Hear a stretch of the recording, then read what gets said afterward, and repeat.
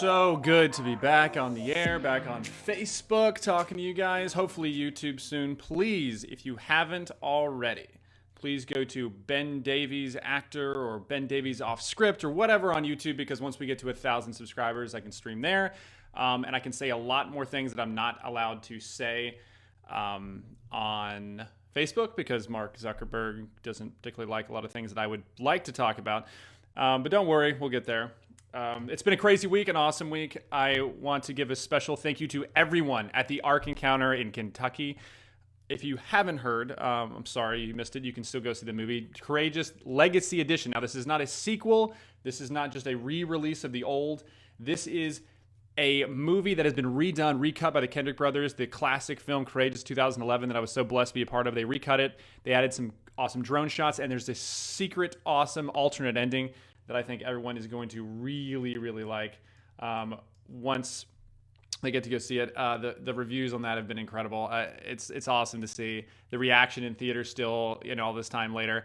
I got a couple photos that I can show you of the event. There we are. That is me right there on the right. You got Ken Bevel, Javi. You got Robert Amaya right there. Kevin Downs, TC Stallings, both Kendrick brothers. Awesome dudes. It was such a great event up there at the Ark Encounter. If you have not been to Kentucky to go see this, it's an exact replica of the Ark. It's so cool.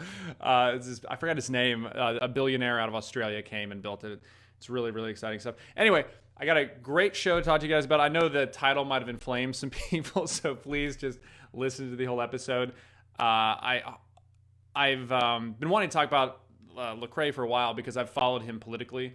I was a huge fan of his growing up. So anyway, but it's not just about that. That's just kind of the opening segment. It kind of spills into a lot of different things that are going on in the culture, which is kind of the same narrative that I've been talking about. Everything's very much connected as far as Hollywood, politics, things going on in the church.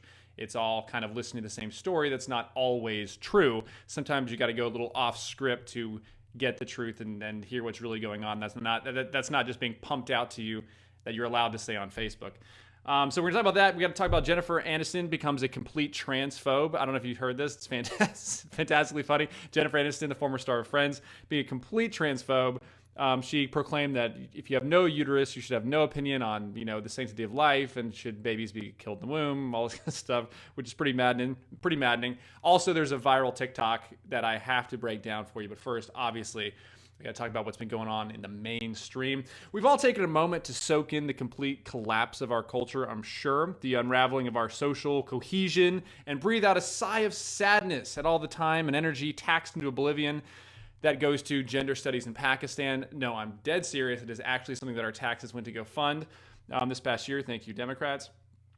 We have all used this moment to rightfully look at those who push this madness and hopefully develop some type of righteous anger towards those who are manifesting those. And hopefully this does not just manifest in, liking a tweet. Hopefully getting frustrated with what's going on, causes some action. And I think that is definitely a good thing. However, I think it is sometimes more helpful to ask ourselves how we got here, not simply who our clear opposition actually is. Sometimes the reason our house is crumbling is because people who are perceived to be on our side are rotting it from within. In steps Lecrae, a few things he's done the past 8 years that a lot of people in the mainstream media have not, or in the Christian media have not really talked about, and a really benign but somewhat bizarre post that I'm going to start this whole story off with. First, I would like to mention that I am a huge fan of, well, first I got to show you this awesome picture of my wife and I at the Ark Encounter. We're expecting our third child next week, so I'm very, very excited about that. So keep us in your prayers. It's going to be a crazy week. I first want to say that was a huge fan of Lecrae's music. I grew up doing track and field, wanting to get hype. Obviously, the only thing that was really hype at the time as far as music goes was certain rap music that you can't even play on YouTube. And in steps Lecrae, who is one of the most gifted performers, lyricists, dudes that I've ever met. It was awesome being able to compare him like par for par with some of the big name hitters like Lil Wayne or Jay-Z or whatever. And I was able to meet Lecrae at the Dove Awards when we were doing Courageous, and so I've been following his work pretty closely. I did notice over the past 6 years or so that he was saying things that I knew were false or disagree with on a fundamental level involving politics. And a lot of times when I brought this up to people, like, dude, Ben, like, stop worrying about it. It's just politics. You have different opinions. It doesn't mean anything. Like, why are you bringing this up? And it does matter, like, because politics is an amalgamation of your beliefs and how they're going to be practiced in the real world. Not just what they're practiced in the real world, but also how you're expecting other people to live their lives. So the way that you vote, or the certain policies or passions or activism that you have trying to impact the culture, says a lot about your fundamental beliefs. Like, something I could tell that something had fundamentally at the foundational level concerned me about Lecrae. And I'm the first to admit that I am not perfect, and anything that I say, please go check scriptures for yourself. I'm not a theologian by any stretch of the imagination, but I could tell, at least from the fruit, that something on the vine may be wrong here. A few things he believed. So if you haven't seen it, here is the post that Lecrae put up. It was a post that he made on September 30th. Daniel most likely slept soundly in the lion's den. Keep your eye on God and let him deal with the lions. Good message. And then he posted this photo of a black Daniel. Now, at first I was just like, this is kind of benign, like, whatever. But specifically, it was the number one comment that he put up himself, explaining or kind of getting upset with people's reactions when they saw something that is, not biblically accurate, even though it doesn't really affect the story one way or another particularly. But Lecrae posted, some people in the comments section have zeroed in on the skin tone. If this is you, you can't say, quote, I don't see color, or color doesn't matter. The reality is that most would look over a non-melanated picture. Perhaps neither are good representations, but one shouldn't alarm you more than the other. It's the message that matters here. Yes, like Daniel in the Lion's Den is a very, very famous biblical story in the Old Testament. Here's the thing about it, though. Daniel was not black. Daniel was not white. Daniel was Jewish. He was a Jew. And if you know anything about the Jewish people, I work at the Daily Wire with Ben Shapiro, and they read their Bible very, very closely. The Jewish people are a very ancient tribe that have stayed in large cohesion for thousands of years. And we know what Jewish people look like. I mean, it is true that you have Ashkenazi Jews and Sephardic Jews. One would be more light-skinned or the other. But as far as like the lines go, been pretty well intact for thousands and thousands of years. We know, and it shouldn't matter one way or the other. What struck me was what Lecrae is saying here. If you had zeroed in the skin tone, then you can't say that color doesn't matter to you. How long? And people say like, oh, this photo doesn't matter. This photo really does not matter. What matters is the why. Okay, what matters is the why and the message you're sending out. And this is all intentional. It's so funny when people you disagree with are like, why do you care about this? And then you can just simply point out, why do you care about it so much? Clearly, there was effort that went into it, because if you search, Daniel in the Lion's Den, you had to go, I don't even know how you'd expect to find, you had to intentionally search out a specific photo, and then you have to ask yourself, why did you go through all the trouble to pick a specific photo? I knew that there was something obviously going on when he decided to purposely seek this out, because he was the one that was seeing skin tone. He saw a bunch of images on the internet probably of Daniel depicted in a biblical sense, or maybe in more Anglican sense of sort of European, where he has lighter skin or whatever, and sought out a specific one. I think it would be just as weird if someone sought out like a blue-eyed, blonde, frosted-tipped, white Daniel. Be like, well, how did you search that, and why did you search that in the first place? And maybe there would be something underlying that would have caused him to search out that specific image. I thought it was weird that he would say that in the first place. But it also was odd, the second part here, where he said, the reality is that most would look over a non-melanated picture. Now, I don't know if you've ever heard this saying before, melanated people. I have, because I've been following politics. It's a popular saying in the Black Hebrew Israelite movement. If you don't know what that is, it's a black national movement that has even been marked as the ADL, as far as it's a terrorist organization. It's basically a nationalist hate group, which is kind of shocking. But it's basically the idea is that the Jewish people are not who God was talking about. He was actually talking about people who were black. And the Jews had almost like stolen the identity as being the chosen people of Israel. It's a pretty radical group, and if you've heard of it, you probably heard of it from Nick Cannon, who made this famous. Nick Cannon, who is as mainstream as it gets, posted this video a couple months ago, and this is what the Black Israelites believe. Go to what it really is then. When we talk about the power of melanated people, when we talk about who we really are as guys, and understanding that our melanin is so powerful and it connects us in a way that the reason why they fear black, the reason why they fear is because the lack that they have of it. So then when you see what, Dr. Francis C. Welsing talked about, is that fear and that just genetic annihilation, that deficiency of when you have a person that has the lack of pigment, the lack of melanin, that they know that they will be annihilated. So therefore, however they got the power, they have the lack of compassion. That melanin comes with compassion. Melanin comes with soul. That we call it soul. We soul brothers and sisters. That's the melanin that connects us. So the people that don't have it are a little, and I'm gonna say this carefully, are a little less, and where the term actually comes from, because I'm bringing it all. Okay, so yeah, basically, if you're white, you're a little bit lesser, and the most important thing in the Black Hebrew Israelite movement is obviously your skin tone and your genetics, and it's not exactly a great belief system, I believe, to have. And it's also very mainstream, like you said. Nick Cannon, a lot of people came out and supported Nick Cannon as well. Now, let me be very, very clear. Lecrae has not said he's a Black Hebrew Israelite. But however, he has said some cryptic text to Kendrick Lamar, who is, and tweeted about one of his songs. And he's just using some of the lingo or jargon, which kind of sent off some red flags to me, where I was like, that's kind of odd, because I've heard that before. That's not a good road to go down for anybody.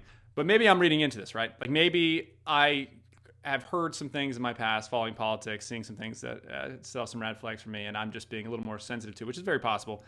We all have our own biases. In regards to Lecrae's statement here, kind of when he had this revelation of, as far as the man that he is now, versus when I started following him and the changes that he had in his life, he actually gave a pretty interesting testimony, which I encourage everyone to go to check out. He posted a video on his website that I'm going to pull up for you here, where he kind of goes into why he's had his transformation, what sparked his new view of Christianity, and so forth. And then I'm going to dive into what his new beliefs are, and kind of more why I'm concerned, and how this is probably a symptom of something that we as believers, we should have red flags for in the church when we start slipping down more progressive paths or whatever. Made me jaded and realized that this picture that I think America's painted of the faith is not as clean as it is presented to be. From there, I wrestled with what happened with Trayvon Martin, and then I spoke up a little louder about Michael Brown after Michael Brown was murdered.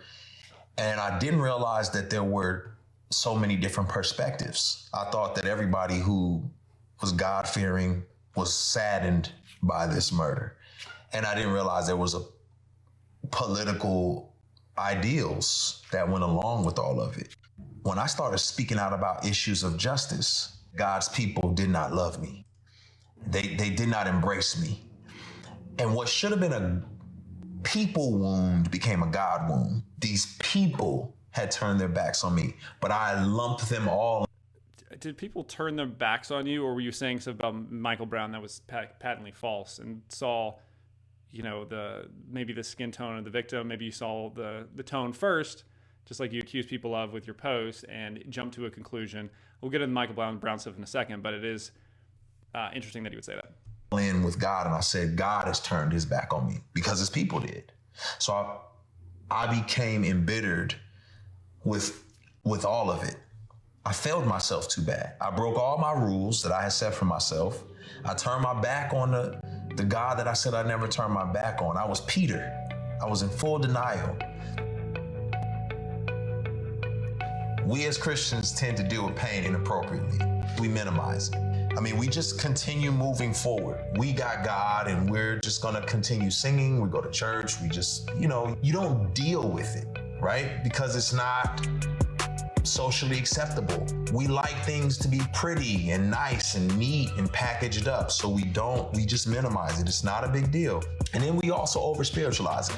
We'll say, no, Isaiah says, by his stripes you are healed. Don't you speak that into existence. That's, you may say, oh man, my mother died, I'm so sad. No, you're not sad, you are healed. You are fine. It's like, no, my mother died, I'm really sad. Yeah, so just the idea that, over spiritualizing or putting stuff on someone maybe that is higher, that knows more about what you're going through, or that you're going to get to it, or having some perspective about eternity versus now and the pain that you're experiencing, and minimizing that, I think that is part of the Bible, is having perspective on the trials and tribulations that you face in the day-to-day walk that you have, and being able to be like, hey, yeah, this tragic thing did happen in my life, but that is so unimportant to my Father who is in heaven that created me for this purpose, who I'm going to spend eternity with. Like that is the perspective. And if you're going through pain, it helps you, I think, to have that perspective. And I've heard that a lot, where so many people are defining who they are by, it used to be, the people that had did you wrong in your present. And now in our generation, it is people who had did your ancestors wrong 150 years ago, has so saturated into our culture and into the way that a lot of the church is dealing with people's pains and wounds. We focused so much on talking about your feelings and how you feel versus who you are in Christ and the healing that you have through Christ. And I've noticed this like popping up a lot. And I don't want to like put too much on Lecrae. Like obviously he has a unique spotlight, a unique gift, a unique platform. But that's the reason why I wanted to bring these up, just to discuss this. And for people that say, who will jump on here and say, well, maybe Lecrae just believes, a little differently than you. My theology, maybe I read the Bible, may not be perfect. Totally understand that. Fully accept that. However, I think you do get to, at some point, there are some objective truths in Scripture that you compare to. That it's like a mirror you can hold up to see if what you're following, what you're believing, what the person is doing is accurate and is what Jesus Christ would have wanted from Scripture. A few things that I think he has changed his mind on recently that I will bring up here. So first, Lecrae came out that compared homosexuality to a preference between sports. Now, I will say, anytime you bring up homosexuality, people immediately jump on the bigot bandwagon, like, oh, I can't believe you'd say one thing is wrong or the other. Like, yes, also, if I see someone overindulging in food, that's being gluttonous, that would be a sin too. I can walk and chew gum at the same time. I'm also not going to defend that, yes, someone should be a sloth or be a gluttonous person or overindulge and drink. I don't have to accept those things as true to be caring and compassionate to that person. I can still speak truth and love that person, just like if I say your lifestyle is not biblically accurate or in the traditional sense. But that is something that Lecrae obviously has gone into. One of his quotes was saying that when he talked about his walk away from the quote white evangelicalism, he even compared it to a divorce, because he's talking specifically to apparently the Western view of Christianity and Christendom, which I don't know how else you can read the Scripture if you're going to try to read it from a racial sense. Nothing in the Bible talks about the Europeans or the English or whatever. It's usually talking about the Jews, the Jewish people, the Romans, etc. So it's kind of a bizarre take that I've seen pop up from people like Lecrae. He also went on to say, it's not about you agree with the decision, or he's talking about homosexuality in this quote. It's not about if you agree with this decision or do you agree with his decision. He's talking if he had a son that came out as gay. My son wants to play football and not basketball. I don't like that. I want you to play basketball. I don't want you to play football, but I love you. Even if you prefer to play basketball, I love you. I love you, the person, and I'm going to walk with you. I may still be with you for the rest of your life.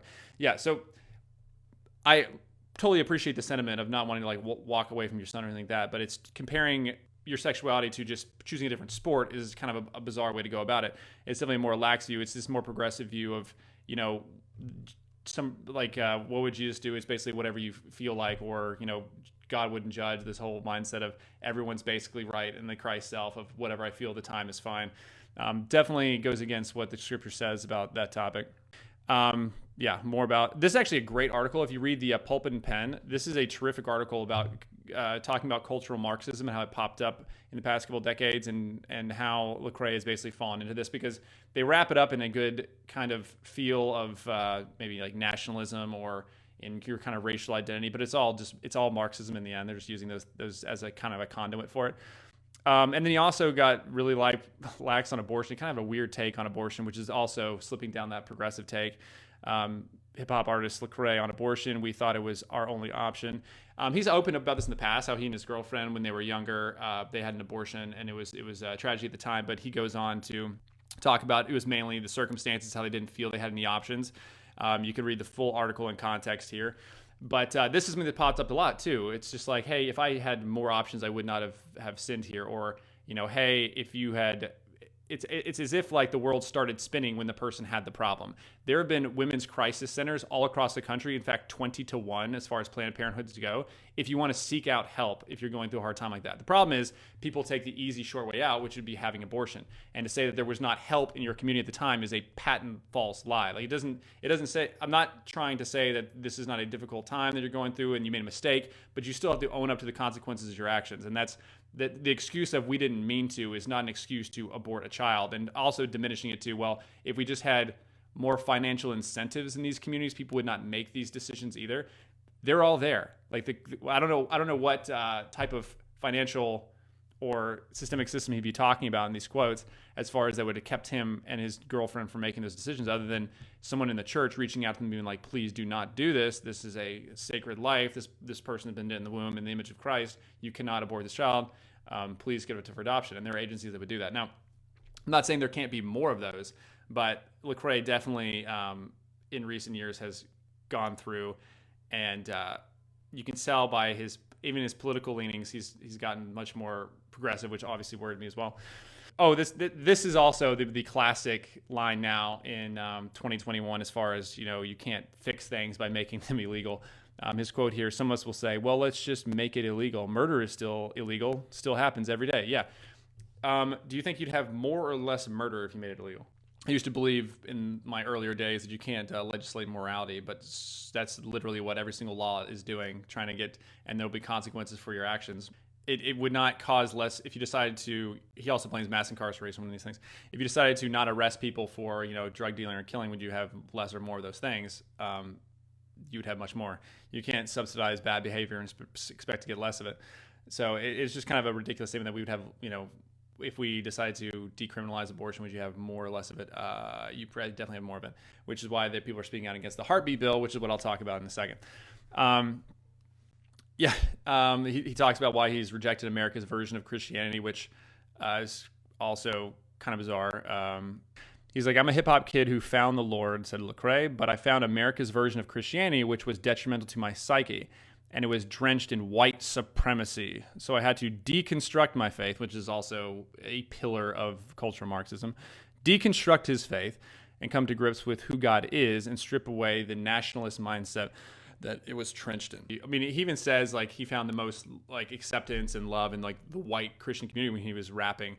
He got the pushback. Like, I mean, he was the most popular rapper. I mean, he was the most popular rapper in America at the time. And he said that he changed his mind. The church didn't change. What changed his mind was when he heard about some tragic events of young black men being killed. The one that he really wanted to talk about was Michael Brown. Now, the Michael Brown story, he says that he was murdered, has been so thoroughly debunked. It's almost frustrating to even have to go through. However, I sympathize with why he fell into this trap. Now, there's a great documentary the Daily Wire did about Michael Brown. It's like 20 minutes long. Walk you through it. Literally, Michael Brown robbed a store. He was pulled over, reached for a cop's gun, fought him. As he pulled away from the cop stood up. Michael Brown turned around, started running towards him, and then the cop shot Michael Brown. This has been there was no hands up, don't shoot. It's a blatant lie. This was even confirmed by Obama's DOJ, and with a black attorney general and a black president looking into this case. It had been completely debunked. But yeah, this narrative keeps going on, and this is basically the turning point in Lecrae's life because people started to push back against him. Maybe it was because it was a lie, and people were trying to show you like, hey, Lecrae, there was something that's not what happened. And just because this kid was melanated does not make him without fault in this occasion. And that was the whole thing that sparked these riots in Ferguson. I mean, it's sad when anyone's life is lost, obviously. I'm not saying that was a good thing at all. I'm just saying it was not the cop's fault and he wasn't targeted because he was black. It wasn't this like murder in the streets that you so want to project that made it like so fractured your reality that you had to go back and reconstruct your view of Christianity because the American Western church is wrong because of this event in Ferguson. And you saw this played out so much. It is pretty shocking. But I do want to show real quick how I don't completely fault Lecrae for a lot of this because they don't make it the media does not make it easy to go through and find the truth about just about anything. So basically, I'm assuming what he would have seen would have been something like this. It would have been the timeline of events at the shooting of Michael Brown in Ferguson. And these tragic videos and articles, and all they're doing is tracking what happened after Michael Brown was shot. All the things happened. Nothing leading up to and why, of course. You have to like push that under the rug. But all these different articles. Meanwhile, they forget the fact that Michael Brown was not just pulled over or stopped because he was black. He did a strong arm robbery right here moments before it happened, before the cop pulled him over. You're never going to follow up with even the New York Times and the Washington Post going through and saying, yes, this has been this did not happen. It was a lie. Hands up, don't shoot is a lie. And this narrative will not die because people who have so much influence like Lecrae are out still professing this and looking for all these different reasons to fall back into that narrative, which is sad. I just had to address everything going on with Lecrae because it's been worrying me for some time, and I pray for him. I hope that there's healing. Clearly, there's still pain in his life, and I hope he gives it up. I hope he does spiritualize a little bit and leans more on Christ, and not thinking that, hey, once I focus up, he even says that, there's these issues in your past that you have to address. It's like, okay, what are you going to fix? It already happened, so what are you going to and if you're living in a world where you think that systemic racism or these injustices in the past are the reason why you're not happy today, what are you going to do to correct those? Then that's when you lean into this new movement of, we're going to go back and almost like it's a new form of racism. We're going to discriminate against people to give other people advantages or whatever, which is such a bad way to try to like fix something that people had fought and died for, that there's been massive support for in the civil rights movement, all these different things. There's no healing if you can't come together. And if you're going to focus on the past, not focus on now, I don't think it's a very, very great place to start as far as finding healing and the kind of comfort that Lecrae's been talking about. Anyway, enough about Lecrae. I do want to get into, I know you're going to think that this is unrelated. However, this is extremely important. Jennifer Aniston was very upset about the Texas heartbeat law and has been speaking out against it. She even went on to say in one of her famous kind of like quotes here that, if you have no uterus, you should have no opinions. And this sparked controversy on Twitter, mainly because it was completely homophobic, because in 2021, because reality is whatever I say it is, because there's no objective truth, which, it's its own issue, that, because today in 2021, you can't even say that men can't have babies, because, you could be a woman stuck in a man's body, be transgender, and apparently have babies. But Jennifer Aniston made this comment about the Texas heartbeat law, about how she was so worried that babies were going to be born that she wanted to speak out about it and use her incredible platform as one of the stars of Friends to do so. And it is funny how when you have something that is incoherent and inconsistent, like the progressive ideology, that you can have people who are trying to fight for the good fight, but they're going to eventually slip over one of their own paradoxes, which is now men can apparently have women who don't have uteruses. So sorry, Jennifer Aniston, you are now canceled and you're a total homophobe. She followed up the Instagram story. She wrote, Texas won't make a 12-year-old wear a mask to school, but they will force her to have a baby. Keep fighting. This is a classic thing that happens when people try to debate and they try to have like this kind of non sequitur here. Like these two things have nothing to do with themselves. But yes, this is also legislating morality in a sense. We're like, yes, we're not going to make someone be more healthy. We're not going to force a man down on someone if they choose to be unhealthy or whatever. Like, hey, we're not going to force 12-year-old kids to mask up, but we're going to make sure no one gets to kill that 12-year-old. How about that? So they can always make these decisions. They have the freedom to not only live a good life and live a free, productive life in our society, but also find Christ and live out the purpose that he has for them. That's why it's so important to protect the sanctity of life. People can make mistakes. They can sin. They can fall from grace. They can come back if they make a mistake. But Jennifer Aniston thinks that putting on masks is more important. Masking up 12-year-old kids is more important than keeping you alive and being able to take your first breath as your mother and father hold you. So it's a classic argument there, and typical, response of people. Always fun. I also do like the fact that they're like, oh, no uterus, no opinion, because that is how so many voices are silenced as well. That's one of the reasons why I almost didn't even feel comfortable talking about the Lecrae story, because it's like, oh, if you're not melanated properly or whatever, then you shouldn't be able to talk about these issues when, we are all the body of Christ. And if someone you think are going down a wrong path or dark path, we should be able to speak on it. But the left and in general tries to shut down conversation by saying, well, you don't have my lived experience. So you have no right to talk to me about my issues or talk to me about objective truth or whatever. And that is something that I think we do need to push aside. And hopefully, and that allows you, when you have these conversations, to know when you're wrong. Like I could be totally wrong in a lot of things I said, and then I'll hopefully acknowledge that and learn from it, whatever. But to say you can't even have the conversation because you don't have a uterus or you don't have the right amount of melanin is patently ridiculous. Anyway, there's one more thing I do want to address, and this is hopefully this is kind of a little more fun. I stumbled across this TikTok, and this kind of what we're talking about with people not being able to have a voice, and also the way that they flip kind of the truth and what's going on here. I'm gonna play this for you. Some folks believe a life begins when egg meets sperm and want to force all pregnant women to carry to term. But their actions point to something that you wouldn't expect, that they think kids only matter when they're not born yet. They'll make sure family leave and childcare funding fails, take away their parents at the border and jail kids, beg for climate.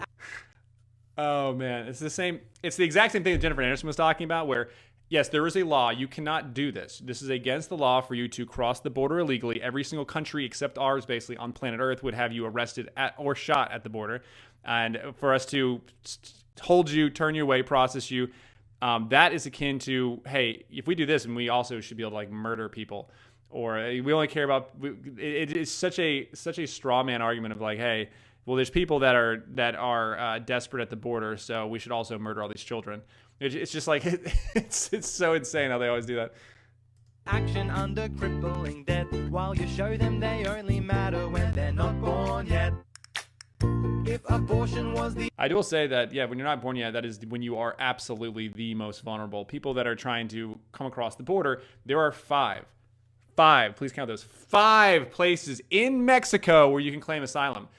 They're not at the border because no one wants to go through legally, because no one has a legal asylum right now. Because you can only have legal asylum if you are suffering harm from political or religious persecution. And the law is you go to the first inhabited or hospitable country, which already would be Mexico if you're coming from Honduras or whatever. But I digress. It's all patent nonsense. And you have people breaking the law, and they're like, oh no, now this person broke a law. There's a consequence. Now we're supposed to change everything because of it. It's issue contraception would reduce it. Oh, but wouldn't you know, certain people made it difficult for everyone to use it. Whoa. Difficult for everyone to use contraception. How hard is it to get contraception? Just a show of hands. How hard is it to get a condom? How hard is it to get birth control? How hard is it to practice abstinence? Any of that stuff. It is about as readily available as you could possibly have it. And what he's talking about is, hey, if we pay for everything, it's going to fix people making mistakes somehow. And all it does is have it less value on that thing. If you had to go out and purchase this, then you are going to use it to its extent because you want to take up the value of it. It's also the same idea that, hey, we'll fix the problem by just giving people free things. Are you going to fix obesity by giving everyone a treadmill? Because no, you won't, because not everyone's going to want to get in shape. Not everyone is going to sacrifice. Not everyone is going to make the right decision.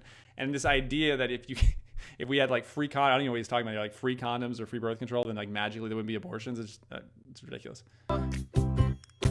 Publicly shame them if they can't afford lunch. Refuse to keep schools safe from COVID or guns. For once, I wish their actions would disprove what I've said, that they think kids only matter when they're not born yet. Thank you for that fantastic insight. Oh man, TikTok is such a great place to not get advice, but to get a peek into what's really going on in the culture, because the videos that go viral because a lot of people are tuning in to take part because they agree or they disagree. And what's great about the TikToks is it's often cured. So the Chinese government wants to push certain views to the top. They want to have certain videos that promote a certain idea, a certain narrative, because they're writing their own script here. The people on the left, the people that are wanting to see the American culture more crumble and do worse, are putting out a certain message to encourage people to think that this is the norm or this is what I should do. Places where it's not curated, that are not online, it is a very, very different message you get than from this guy on TikTok making complete nonsensical arguments about how conservatives only care about people when they're in the womb. A great place where you can see what people really feel and what's really going on are public squares where there is no filter. And if you go to a football game, for instance, and you hear people shouting, "Let's go, Brandon," you know what they're talking about, and that's what a lot of people are feeling. See you guys next week. Ben Davies off script.